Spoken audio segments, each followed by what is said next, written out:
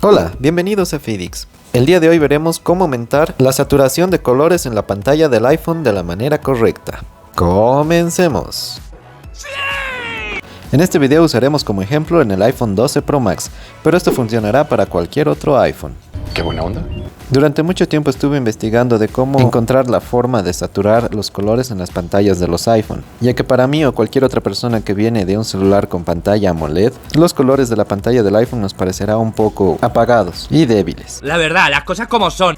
Como se puede apreciar ahora en la imagen, como podemos ver, los celestes y azules y en especial el color naranja y amarillo se ven un poco apagados y muertos. Y buscando en páginas web y videos en internet, vi este supuesto método que entras a configuraciones, accesibilidad, pantalla y tamaño de texto y te vas a la opción de filtros de colores. Pero este es un método que para mí al menos no aplica, ya que distorsiona completamente los colores. Pues sí, güey, no mames. Cuando entras evidentemente te darán un montón de opciones, como por ejemplo escala de grises, filtro rojo-verde, verde-rojo y el azul-amarillo. Pero todas estas opciones son para personas que sufren de problemas de la visión, que distorsiona su percepción de los colores, como por ejemplo el daltonismo.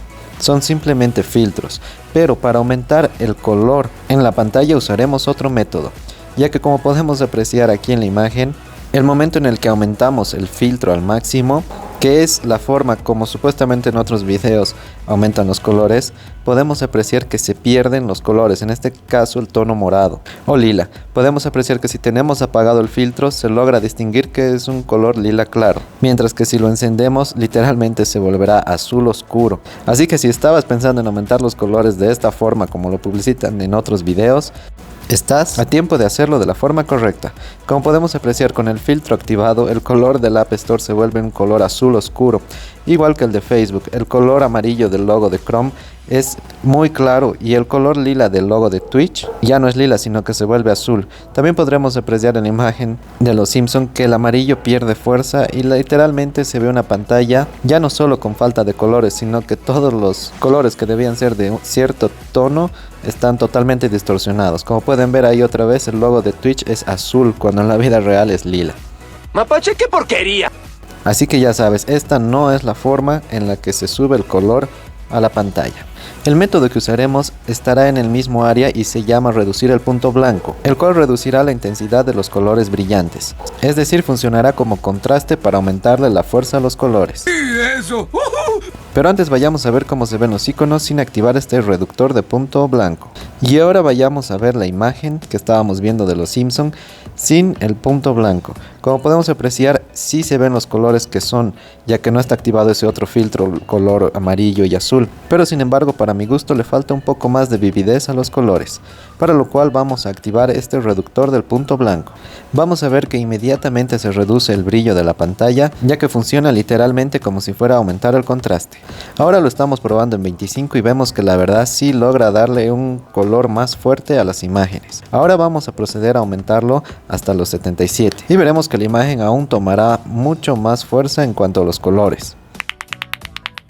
Además, algo que pude notar es que la pantalla se verá también un poco más definida, aparte de aumentarle los colores. Sin embargo, no les recomiendo que lo usen más allá de un 80 o un 85% como máximo, ya que las imágenes se verán un poco oscuras. Ahora, es cierto que cuando esté activa esta opción, tendremos que aumentar el nivel de brillo de nuestra pantalla. Como pueden apreciar ahora, yo estoy usándolo con el brillo al máximo. Sin embargo, la fuerza que me ofrece en cuanto al brillo de la pantalla es aproximadamente la mitad de la que es sin activar esta opción de reducir el punto blanco. Pero como pueden apreciar, los colores, por ejemplo el amarillo de Chrome, el azul de Facebook, el lila de Twitch, se ven mucho mejores y más sólidos. Estuve usando esta configuración por unas semanas y siempre tuve que usar el brillo del 50% hasta el máximo.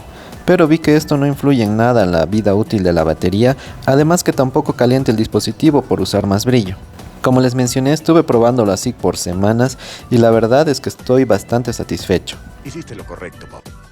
Ya que como se logra apreciar, literalmente los colores cobran más vida si activamos esta opción. Por ejemplo, acabamos de activarlo y vemos que los amarillos, rojos y azules son literalmente más intensos.